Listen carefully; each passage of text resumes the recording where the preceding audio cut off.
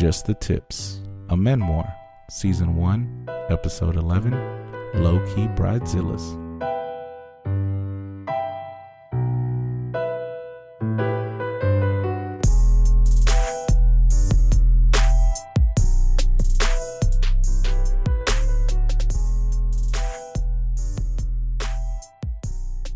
No, I mean, what if we just started like this? Just the tips. You're judging me right now. That's what. No, we've done that already. That's what I'm saying. I was like, we've never done this. it'd be funnier if you were serious about it. Well, Like if you hit that and you don't know this, but we're recording it right now. this whole time. Oh, God damn it. So let's just tell him. Today we're joined by our friend Israel, and he's actually contacting us from Gitmo. He's in Guantanamo Bay. That's right. He's in there right now. He had a phone call. He was actually about to be enhancedly interrogated. I think waterboarded is the word you're That's what looking for. that's what Americans call it. He's basically about to be. He was about to get what he needed. He's about to get drenched in freedom. So he had one call. That's all he had. That's all they gave him. They gave him a sat phone. Yeah, but they gave him an extended period of time, which is nice because they've probably been doing this for like 4 hours. He gets an hour of talk time. He gets another 6 hours of being waterboarded. In that order. So his one phone call, he called us, and we're going to get into a couple of little topics with him because he has some stuff going on. Yeah. One thing I'd like to mention, we don't expect him getting out any soon. I know he's has some severe charges. So his concern and what he's calling us about is he wanted a little bit of advice. He has a girlfriend he's had for quite some time, and he wants to take the next step with her. Once he gets out, Once he gets settled out. down. But what he doesn't understand, he might never get out, so none of this might matter.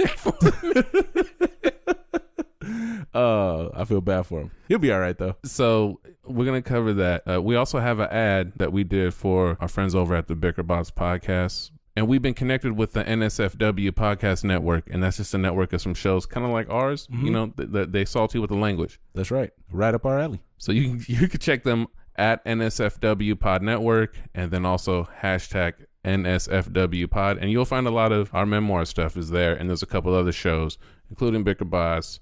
There's off-color discussions and hashtag No Offense Show. Those are some folks that are underneath this little network that we've kind of just been teaming up with. Check the shit out. That's all he's trying to say. Yeah, check it out. And then my DMs are open. They're always open. They're still open?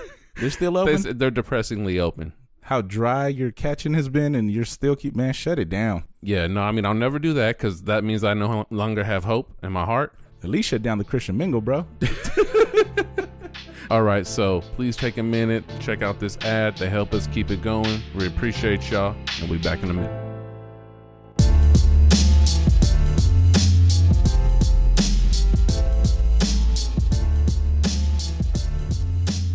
This episode of BickerBots Podcast is brought to you by Snatch Cheese.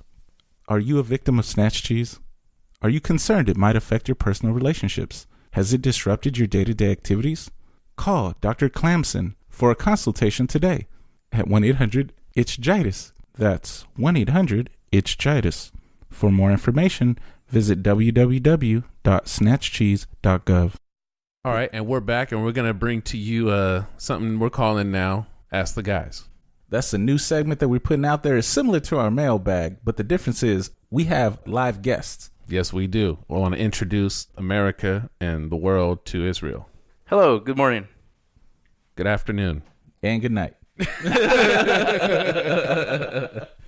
We covered all bases because I don't know when this is going out. All right, so our friend here is in a very committed relationship, and we thought that now that we have some information about some next steps that he's taking in his life, that we might be able to maybe be of use, be helpful. Exactly, because we've went down this road before. You know, it's not our first rodeo, so maybe we could provide some cautious words to prepare him for what lies ahead. All right, brother. So, Israel, tell us and the listeners why you were here today. Well, I'm here today because, like every other listener, I feel like I could get a lot of wisdom from you guys here. I have a lot of questions because I'm in a committed relationship and I'm thinking about the next step.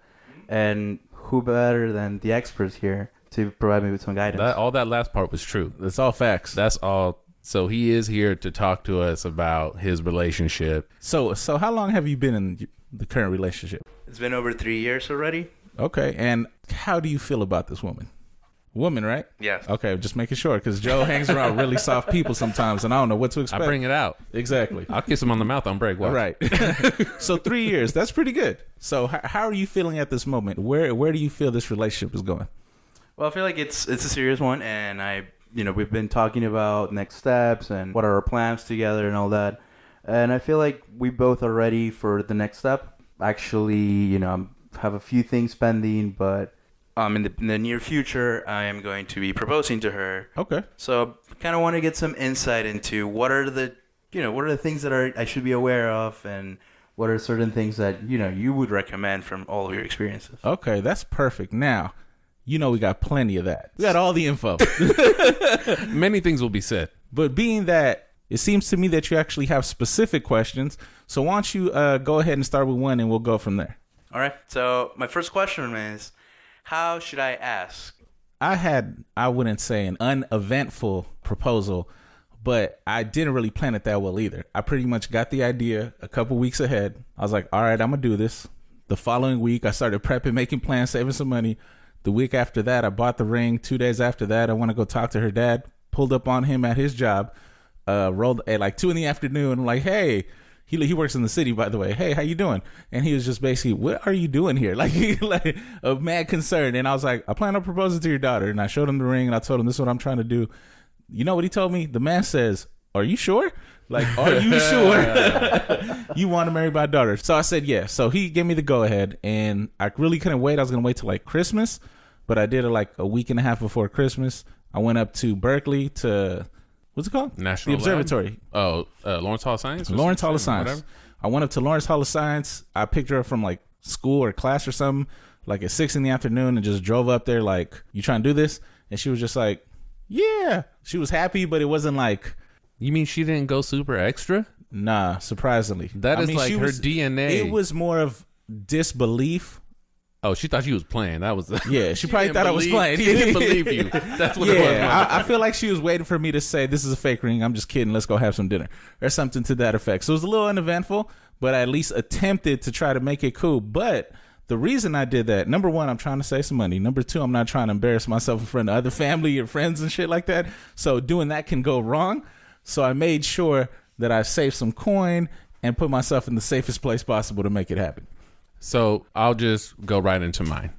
This story is part of another story that I believe we will be telling. So this little part of it, someone might hear twice. Our engagement took place in Mexico, and I asked her dad while we were all there. And so this is another one of those Papa Bear stories. This is one of those Rick stories. Yeah, you're gonna have to save some of that. Yeah, so I'm not gonna put it all out there, but basically I asked for her hand while we were all in Mexico. Okay. And only he knew about it. I didn't tell my mother-in-law, and Nice. obviously Kelly didn't know. Oh, of course not. And, when Rick gets some information that's classified, it's hard for him not to want to share it with somebody. Like he wants to tell someone the good news. He's a police officer. He should know how to not do that. No, I'm talking about not that kind of information. Hey, that's information to me. Like if I know my kid's about to get married, I want to tell my spouse. I wouldn't. But what I'm saying, taking it to the grave. What I'm saying is he had amazing restraint. I got you. I appreciate and I respected respect it. that. Yeah. Okay, so we're out there. There's a part of where they have a condo out there. But we go over to like this beach and whatever. And so I just get on my knee like on this little cliff kind of over the water, and right. It's real nice. And then I forgot how it happened, but later I took a series of pictures. I saw that. That made it look like I reenacted it, and it was me tripping over a rock. And then like it's like frame by frame of me doing that. Yeah. And then it's from her point of view taking the picture, and I'm looking up like, oh no, I didn't mean to do this. Right. And then I'm just like, oh, I might as well just do it. And that's how we got married. That's how I told people. I got married by a fumble. I fell into it. I fell into a marriage and didn't even know it. I tripped on a rock. I fell on my knee. I was like, will you marry me? I mean, will you help me? And that was it. And I got married. Yeah, that's a nice story to tell. I asked her, I said, can you help me up? And she said, I do. And I was like, yeah. I can't really go nowhere with this. Exactly. Now I'm stuck. So to answer the second part of your question, how you should do it, I think I need a little more information before I tell you how you should do it. Are you family orientated? Not that much. Not that much. So family doesn't need to be there. Nope. How about her family? Hopefully not. Hopefully not. Okay, that's good. Oh, so a very important question. Well, you don't have to tell them shit, so. Yeah, you don't have to tell them, but that's what I was getting into. In certain cultures, you got to make sure you ask dad first, because if you don't, that's a sign of disrespect. So have you taken that step yet? I'm working on that. You're working on that. Okay, so you're not even there yet. He ain't even done the fun part. So what does that mean that you're working on it? Because you sound, I had the feeling that this is kind of imminent, and I feel like this step probably should have been taken, but maybe it's not that imminent. So why don't you break it down for me? Well, no, it is. I am in the works because talking to her mom so that we can get together with both of them. Right. So both of the parents, so that I can actually ask that, hey, I want to marry your daughter. Is that okay with you? It's been very difficult to do that just because of scheduling and whatever his work is. Right. So that's what I mean. I'm in the works. So I feel like you're kind of trying to sidestep a little so you don't get like immediately killed by her dad. Like I'm a butter up the mom first, warm her up, keep her nice and cool, and be like, all right, then we'll get to dad. So then you have an additional co-signer to go in there with you to get the approval. So it's like 2 against 1. I like the strategy. So what is the relationship like with Pops? It's actually pretty good. We haven't had any issues. I respect him. He respects me. That's nice. How about with moms? Even better. Even better. I mean, clearly, he approached her first to get her to co-sign so he could approach dad. Well, what I know about Israel, he's very efficient. So he wants to just schedule the meeting, get it, knock it down, just get it done once. You know what I mean? So I see where it's coming from. Okay, all right. I'm assuming that you already think it's going to be yes, or you're pretty sure it's going to be a yes. Yeah. So are you waiting to do that first before you ask? Absolutely. The next question is, so if you're kind of family oriented, but you're not, so you're not really worried about being there, do you want to do something where it has to be an experience, or are you that type of guy who just wants to like pop up like, at Mel's Drive-In and be like, hey, by the way, I've been thinking about this. Will you marry me? No, I want a little bit of preparation for it. Don't want something super spectacular, no flash mob or anything like that kind of thing. Something quiet between just the two of us. Something like that. Perfect. So you're trying to ball on a budget, and that's exactly what I did. I don't know if you caught what I said earlier. I said something that looks nice, didn't cost me nothing, and it was only us there. That's all I needed to do. So suggestion number 1 for me is hold up. Before we do that, I feel like we need to know some information about the other person. Oh yeah, I didn't ask about that. Huh? Not like, but I feel like okay, I agree with you, but when it comes to proposing, it really is on him because she has no opinion.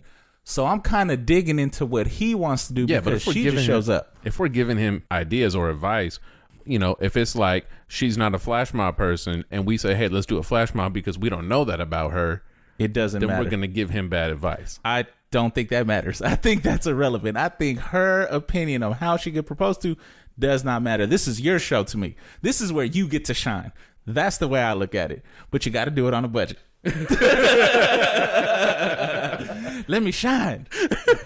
So I have a different stance than you on kind of. I just want to know more about her so I can give the best advice. Like, all right, so let's fill Joe in because he needs that. I need it in my heart. So what can you tell us, about her so we can try to kind of understand the two of you and what she might like or whatever. Like, what can you offer?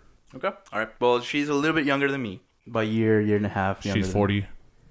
No, nothing like that. Okay, mid-20s, early 20s, 24. Late 20s? We'll put her 24. Mid. All right. She's quiet, a little shy, and she doesn't like too much attention going her way. Very important. Very important to know. So far, it sounds like I've been right on the nose with my advice. Just putting that out there. But go ahead, continue. I think you're right around solid right there with your advice. Pretty good. It's pretty good.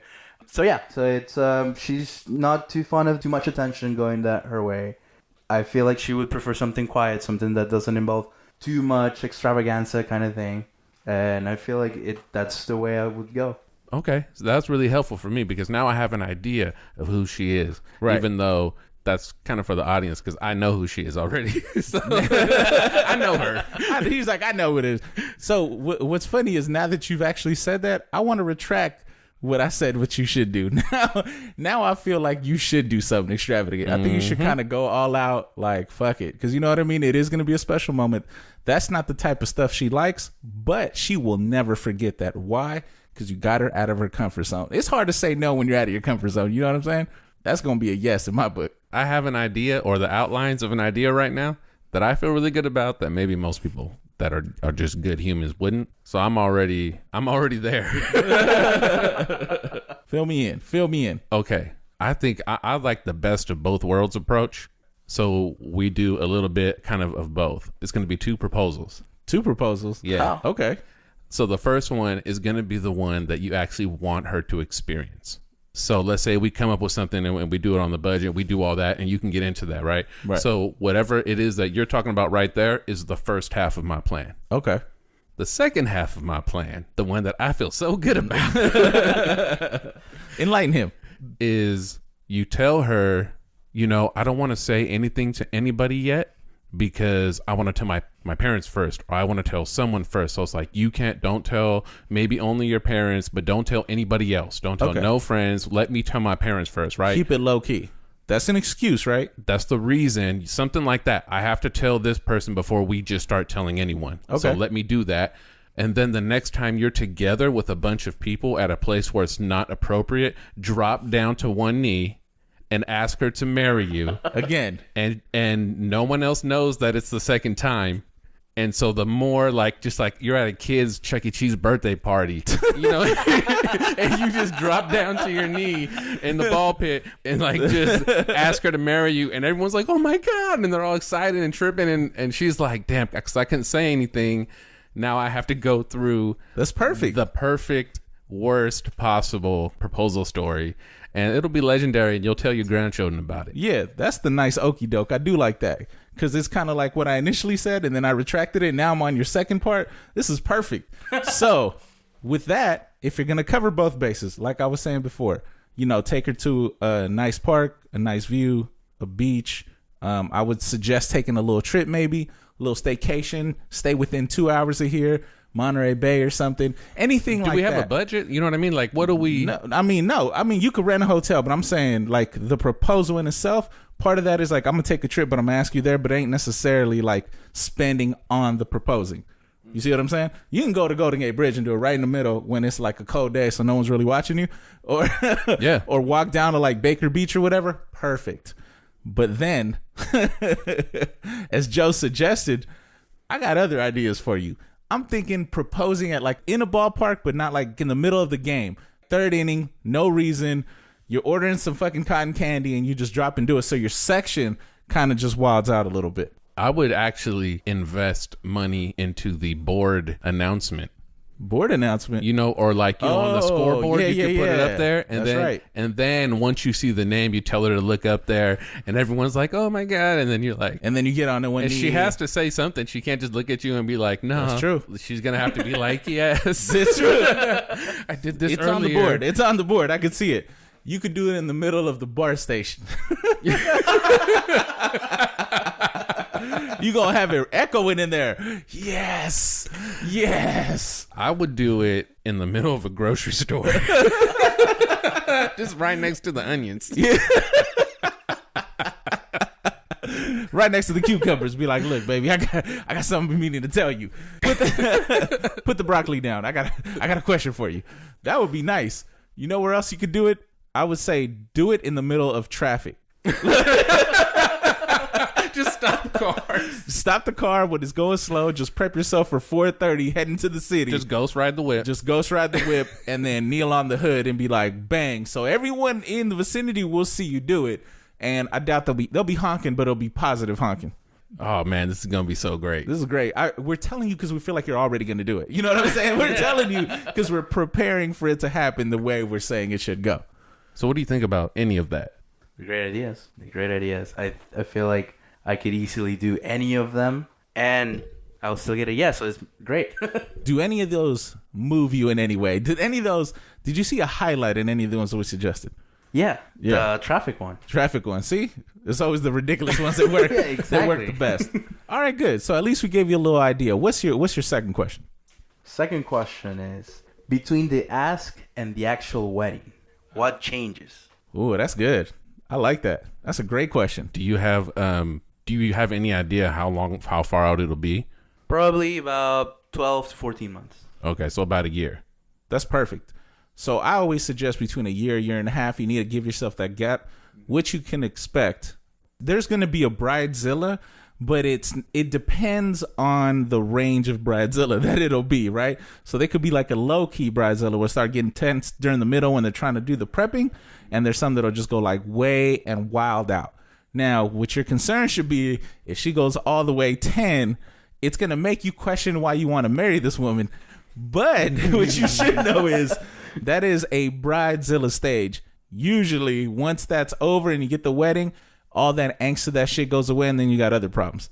I'll tell you, at least from my experience, the engagement period is kind of like an extended honeymoon-ish. It's like the excitement of being, engaged, and that's great. And then like all that momentum is heading up to your wedding, and then that's great. And then your newlyweds, and that's great. If you're going to go down this path, enjoy this. Like, this is prime. This is as good as it gets, is what he's trying to tell you. This is the best part of the relationship you're ever going to have with your wife. The engagement stage, because you're together for hella long, but now there's something new, so you're both excited at a 10. And that year and a half, however long that's going to be, that is the pinnacle of your relationship. Now, tell me, do you guys live together right now? No, not right now. Okay, when you're engaged in the next, couple months or whatever the time period is, will you be living together prior to this wedding 14 months away or, something like that? It's possible, but I want to lean towards a no. I think the biggest change that you're probably going to get is not necessarily between when you're engaged and when you're married, because what would have happened was you would have moved in together when you got engaged, and what you were going to be looking forward to between when you ask and when you get married is learning how to live together. Right. But now you don't got to worry about that. So it's really going to be a good highlight, because now that's one less thing to worry about within those 12, 14 months. Yeah, and I would just say that really the only thing that you might expect is, depending on what type of wedding that you have, you might have a bigger role or a less of a bigger role in your own wedding planning. So I would say between now and then it'll be a lot of planning, and then you guys will probably start thinking about, where you're going to live, where you're going to rent a place or buy a place or whatever. So that's probably, it's going to be a lot of stuff like that, not actually living it out, right? But instead like getting ready for it. So you getting ready to be engaged is just step one, and you really think this is like a highlight? Trust me, as soon as you're engaged, now there's 25 other things that you got to look forward to in your life. Life gets real quick is what he's trying to say. Yeah, so I think for me, based on your circumstances, that's probably going to be the most that you see happening between now and then. I don't think a whole lot's going to really be going on other than getting ready to get married. You married 10, 20, 40 years. This year and a half is going to be the highlight of your relationship.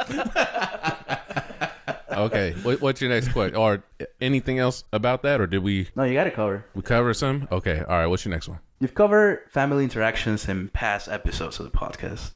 But before, how did those family interactions change right before the wedding? You talking about with like in-law type folks? Oh, yeah, okay. Family interactions, yeah. Mm-hmm. So for mine, it was pretty smooth. It wouldn't nothing really changed. They known me for years, like years and years and years. So it was nothing really different for me. Like, I was already cool with them. Now they're getting married. They got more excited because now it's official. So now I'm part of the family. So like, father-in-law started treating me like, okay, that's my son. Mom's always treated me like that. It was good. Like, I didn't really have nothing. So it only changed in terms of like, now I'm in the circle, but I already was kind of already. So minimal change for me. I have some very special people in my life that I call in-laws, and this could be this right here could be the start of another episode. Like, Jesus. That's how long I could go. So here's what I'll say: her dad, the way we met was very specific, and we already have discussed this. One of the things that I learned as I got to know him over time is how much we had in common. He's a musician. I'm a musician. I was in the service. He was a cop. There's some type of relationship there. The way we act, our body, like, so we're like the same height. We like, we're like, it's like he's just somehow like a more handsome version of me. I didn't think that was possible, but apparently it is. So your wife married her dad. Is what you're saying. It's true. The rumors are true. Yeah, it's so real. And then her mom, a whole other character. She has a whole other persona. And she basically just went from being nice to me so that I would marry her daughter, or that she wouldn't be the reason I wouldn't marry her daughter, to really fulfilling their dream of trapping a man into their world so that they could take away his soul. Sound like a praying mantis, like they were trying to set you up and take you down. This whole thing is a trap. We'll get into that in a minute. But okay. So that's basically the change is my relationship with her is worse because she gives less of a fuck about me. Like now that she got what she needed, she got grandkids, right? And I watch them and shit. Like I don't just be leaving them out in the street. She used you for your seed. I hear what you're saying. Yeah, she got what she needed out of me, and now I'm useless. Now it's like I don't have to disrespect you, but I don't have to respect you either because I don't care. She actually tells me, I can't wait for my daughter to divorce you. Nice. So I respect a little more for that there one. you go. Oh, well, yeah, she's already just... Yeah, she's winning. Yeah, she's already turned up. Got it. Next question? Yeah, let's go. Next question. Next question. All right. Well, we've talked about engagement, but what is marriage? So that's a great question, and it actually is a second discussion that we planned on having with you. So, what we'll do is we'll use this as an opportunity to break. We're going to go to one of our beloved sponsors, and then we're going to come back, and we're going to tell him what marriage is and why he shouldn't do it.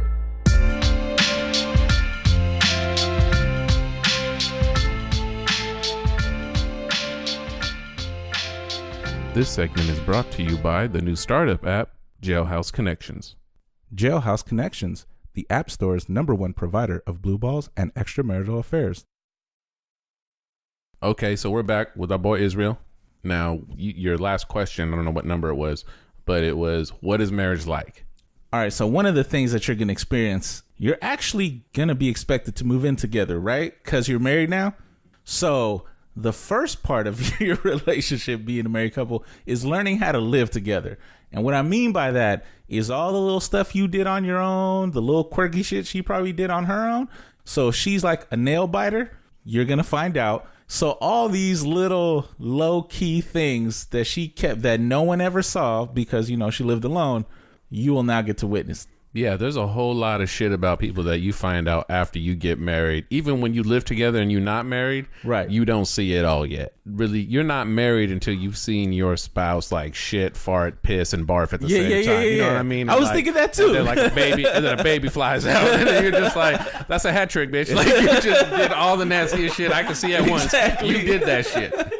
That's exactly what I was thinking. I was like, until you see her use a restroom with the door open, that's how you know you're in a solid marriage. When that door is open and she just going crazy because she had bad Taco Bell, you're married, bro, and it's not even gonna phase you. You know, since we're talking about some of these quirks or whatever, you know, don't plan on really having sex anymore, because now it's like you just two pieces of furniture in the house. You can't.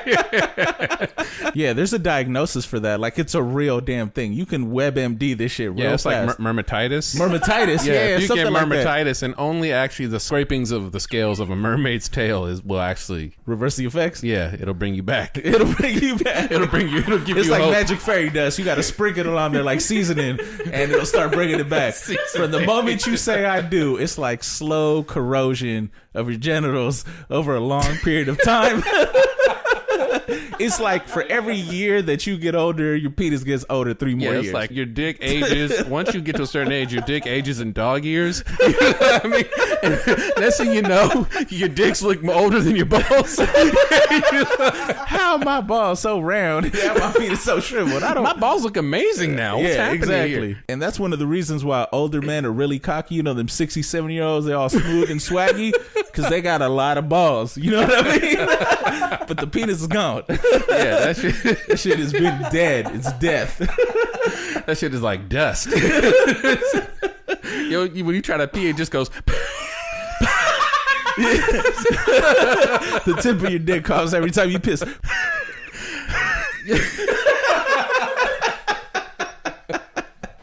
All true expectations. Yeah, so essentially, I guess what I'm getting down to is that there used to be a level of DTF that you're going to be, you know, relying on, and that shit just starts to go away, and you sitting here, you still with the dick, like, wait a minute, what happened? My dick is still here. And what's crazy, it's like an inverted reaction, right? So for the longer you go together, the longer you're married, you're dropping, your penis is getting older, and then the older she gets, like the more she wants it. So it doesn't make sense. So in her 30s and 40s, you could expect her to go crazy. You know what I mean? Like she gonna want to be humping on chairs. Like she gonna get wild. But your penis has been deteriorated over the last 30 years, so you might not be able to provide that service unless you pop a blue pill or something. Whatever expectations you have that you've had up until now about her taking care of you, expect that to go down. Even the most traditional women I know, they lose it. So if something happens. If she's washing dishes now, expect that to reduce itself from 5 days a week, 4 days a week, 3 days a week to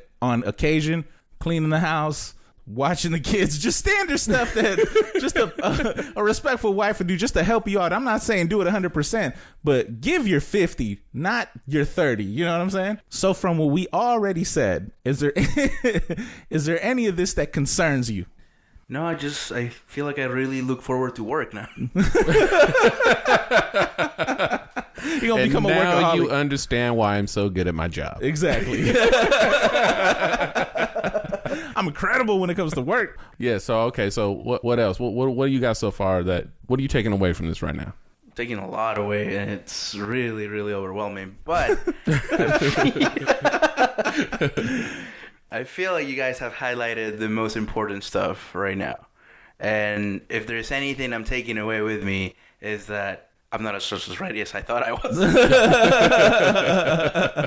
We brought doubt into his mind, apparently. Yeah, so here's why you shouldn't do this. Okay.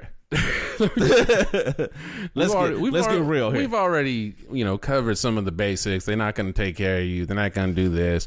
But eventually, they're going to want kids. Expect that. Every woman wants a child. They might not say they don't. I mean, some will say they won't, but at some point they do get the urge. I mean, it's biological, right? So you better be on the same page with that. So however many she wants, you're expected to pop out. You're basically a sperm donor once you're married. That's your whole job. Yep. Is to donate that and procreate with her. That's it. That's all you got to do. And once you do have those kids, like if that's what she wants and it's gonna happen, that's what's gonna happen. Now it's not she just taking care of you like before. That difference between, dating, taking care of me, you doing anything I say, living together or engaged, you're doing most things I say. And then you get married and you ain't really doing shit that I'm telling you. And that's why shit ain't working out all the time. It's like, and so once you have those kids, it goes from like not really taking care of you a lot to forgetting that you're there. So don't get married because then you're gonna have these kids, and once you have these kids, all the time y'all had together, all the memories, all that shit. I hope you remember that shit. Don't be like me. Don't be like me with a bad memory because I can't even remember shit we used to do. That's like high school to me. That's how long ago it feels. It's a whole other world. So, that's just something that you could kind of look forward to on one level or another. I think it kind of happens to everybody. Yeah, you're going to get put on the back burner is what he's saying. You know what I mean? Which is okay as long as you're expecting it and find a good way to fill up your time, you'll be all right. Yeah, like get a podcast or something. You know what I mean? Like, find something to do. Yeah. Do something. Pick a hobby up. Yeah, play a sport. Do something. Yeah, so... I'm already like, get out the house, man. You got to breathe. Yeah, you got to do something. Got to get loose. Yeah, exactly. That's what we call it, getting loose. And you'll get there over time. You'll pick up your tactics on doing that. I give it about 2 years out after you're married. Yeah, then you start coming up with things to do and ways to do it. Right. I would say that the taking care of you, getting back burner, whatever, that's all part of it. It balances out. This is the theory. I'm using air quotes for y'all that can't see. The theory is that having a family and having a child with someone and living together in marriage and just only with each other and never no one else, even like if you be thinking about it sometimes and you really wish that could happen and like every day you drive around thinking about it and you just really can't stop and like when you go home you're thinking about it like when you in the shower. But it's like the fact that you're in this shit show together and you somehow can like try to survive it. That's supposed to be what makes giving up your freedom worth it. That's the theory in the quotes. So you're giving up your freedom under the assumption that everything you're going through, you got a partner to do it. Yeah. So just, going into that this is what society says is good. And so this is kind of what you do. And then, a couple side pieces can kind of get you through sometimes.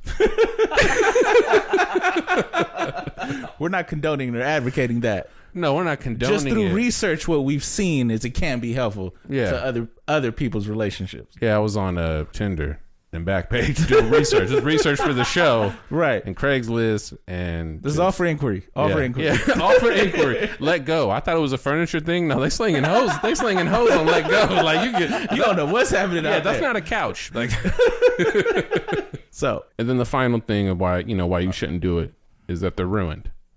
You ruin them. Yeah, they're not getting any younger. You know what I mean? Like it's you're gonna get fucked up today. Just putting this out there. Sometimes that happens. Joe might not be here for the next segment or next episode after the shit he's talking right now. Just to put that out there, this might just be it's just the tips with Chuck. Exactly. Because you're going down this long road, and I don't know where it's gonna take you. It's fucked up what happened to Joe. So yeah, so they're aging, and they age like your dick, 7 years to 1 or whatever. Like that's kind of like why I would tell someone else. As long as you hear me tell you this, and you're like, I can make the best of that, then you should get married. Exactly. And that's win-win. Okay. All right. Seems like solid advice. Thank you, guys. No, you're welcome. That's what we do. We do it for the people. We do it for the people who's married. We're not here for us. We're here for y'all. Yeah, I mean, we got sponsors. We good. Like, we're all right. We're living the life. We're living the dream right now. And save yourselves. Yeah. Blink twice if you need to go. Send me an email. We'll save you. No, for real. Save us. All right. So before we close out, do you have any other questions for us, man? Yeah, I do actually. So how have you survived this? Survive? This is survival right now. Survival of the fittest, and I'm out of shape. Yeah, what I'm saying we're deep in the fight right now. Is what I'm saying. We're mid war. Yeah, this is 2 tours. This is 2 tours of duty for me. I was married once before. For some reason thought that it would be different this time. Nope, you were sadly mistaken. Yeah, so we're still in the fight right now, and I would say that my heart and my hope and everything just looks like Syria.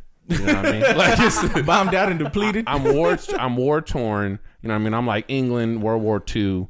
Ain't nothing left but a clock tower. There it is. Okay. All right. So how come you're still married? Because you haven't let go of everything, and this is what I look forward to. How can I still be something like you guys and keep my marriage? This is actually, for me, this is a very simple answer. All right. I've been an idiot since I was little. My trajectory as a human was not a good one. The bar was set very low for me. Right. And what I would say, and I would suggest for you, is you warm her up to whatever you want it to be now. So do whatever you want to do and be however you want to be now, because if she still marries you, once you're married, you committed to the person you married to, right? I'm already immature. I started off immature, so I would push the limit. Find the line. This is what I did with my wife. Not just be yourself. No. Be yourself, but push the line. See how far you can touch the line with your toe, but not go over it. That line will slowly push back over time. You will hit a wall at some point, but you've already created enough of a gap that you can work in comfortably. Yeah, so that thing might not be humor or inappropriate speak. That thing might be strippers for you. I don't know what it might be for you. Lay down the law right now that I have friends that are strippers. Right. That I have friends that I text and they're like, hey, you at work? Take a pic. What are you mad for? She's at work. You know what I mean? Like, you know what I mean? Like, lay that down right now that this is the expectation, is that I'm in contact with these hoes. You do that now, you're in the clear. Yeah, and you will do something no other man really has been able to do. Not one. At least none that I know. So if you can pull that off, please, you come on here. You have your own show. You take this show over. You take this motherfucker over. You can do whatever you want. I work for you at that point. Exactly. We co-signing all of that. Yeah. Until then, all you have to do is whatever your thing is, start staking out your claim, because a little piece of manhood that you have, we're trying to help people keep it together. Yeah. Stake out your area, and that's it. No one puts baby in the corner. Right. That's right. I agree with you. Cast a wide net. Put it out there, because it's slowly going to get chipped away at. So the wider you create the net now, the more room you got to work. And then as much as she chips away, you'll still get to the core amount of who you want to be. But you got to stand your ground now. Stand your ground now. There you go. Because what happens is the moment you give an inch away, she's taking a foot every time. So the one day she tells you, I don't want you going out past 10, and then you're like, all right, I won't do it. From that point on, you can never leave the house past 10. That would be a good example of that. Yeah, because now it's a problem. We already talked about. So here's what I thought it was. I thought that net that I was casting was like my opening bid. No. And I was like, this is what I'm going to do. You know, we can negotiate up or down and do this or that. I didn't realize here's the best it will ever be. And over time, she will slowly having kids and having all this other shit going down slowly makes that area smaller. Right. And so you're really protecting a small plot of land here. Right. And so you need to cast the widest net as you can possible. That's reasonable. Yep, that was my strategy. Defend it as well as you can. Defend it with your life. See, I'm gonna lose my. See, I'm real soft, so I only plotted out a very small piece of land, so my shit's almost gone. Right. I'm not even really a man anymore. You're barely working. I think legally, I'm a man. You know what I mean? Like, because I even sit when I pee. Like that's the situation. That's what I'm working with right now. Technicalities make you a man, but that's about as far as that goes. Yeah, that's about it. My children think I'm a man. So that's the only reason I get to keep them around is because it's like at least y'all think I'm a man. Right. So, all right. As soon as that goes, it's gonna be rough on you. Yeah, so if you cast that wider net, you know, I'm going to lose all my land in about 3-4 more years. A big net, you can hold on to that maybe up to 10 years. Right. That's a long time. 10 years of hope. But definitely expect for there to be some resistance when you put up that wall. Like for the example of like the going out example, it's not always going to go smooth. Like, all right, no, you're going to get pushback. But like I said, you'll know how far you can push that line before you know you'll have to fold. So it might be one of those things where she's just dead set like, I'm not allowing you to go out with your friends past 11 p.m. or whatever you could think of.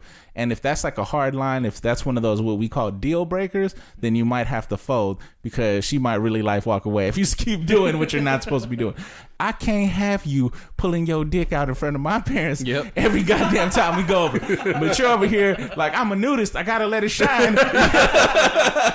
That might be one of those things where you just going to have to fold and be like, all right, I'm going to take it away. And this is how people learn with real examples. Like exactly. You need to know. You know what I'm saying? These are things that happen to people in real life. Yeah, and if your dick shines, though, have someone look at that. That's number one. Number two. I don't see a problem with it. Here's what I would do. Like, if you're a homebody and you don't really go out a lot, do not concede that up front. Right. You know what I'm saying? So it's like, no, I still need to be going out sometimes. So I thought like, okay, because I don't really be trying to go out all that much anymore. So that when I do say, hey, I want to go do something, I'm thinking like, it's not going to be a big deal, right? Right. No, fuck that. That's not how that shit works. So instead, you like, hey, I want to go out like still my 3 times, a month or whatever. And really it's like, so now when I need to use the one that I really want to do, that's within my range of capabilities. So don't cede that card up front. Don't let that go. You better start having a poker night or doing something with yourself. Exactly. You want to make sure that you give yourself room, because what if you get into something later? Right. So even if you don't feel like you're using it, don't take it off the table. Nah, that's what we mean by hold your ground all the way around. All perimeters have to be up. It makes perfect sense, guys. It's really good. It's really good. I just want to thank Israel for coming in today and sharing his questions and his life with everyone that's listening. And for some of our friends out here that are listening, that are in the local area, we can have you guys on too. So you want to get behind the mic and make some bad decisions? you want to make some poor choices publicly? Hit me up. Hit us up. We'll have you on. We'll set everybody straight.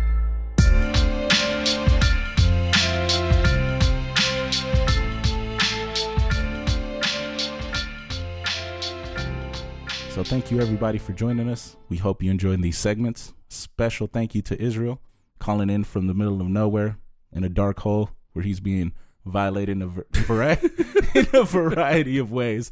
But he spent that one call with us, which we really appreciate.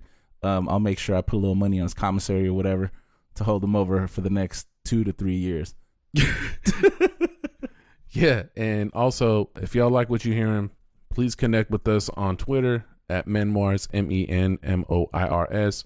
If you want to write in, possibly set us up with some topics or some ideas, you could do that. Menmoirs@gmail.com. Simple way to get on the show or in the mailbag. And with that, I'm your co-host. I'm Joe. I'm Chuck. And we out. Deuces.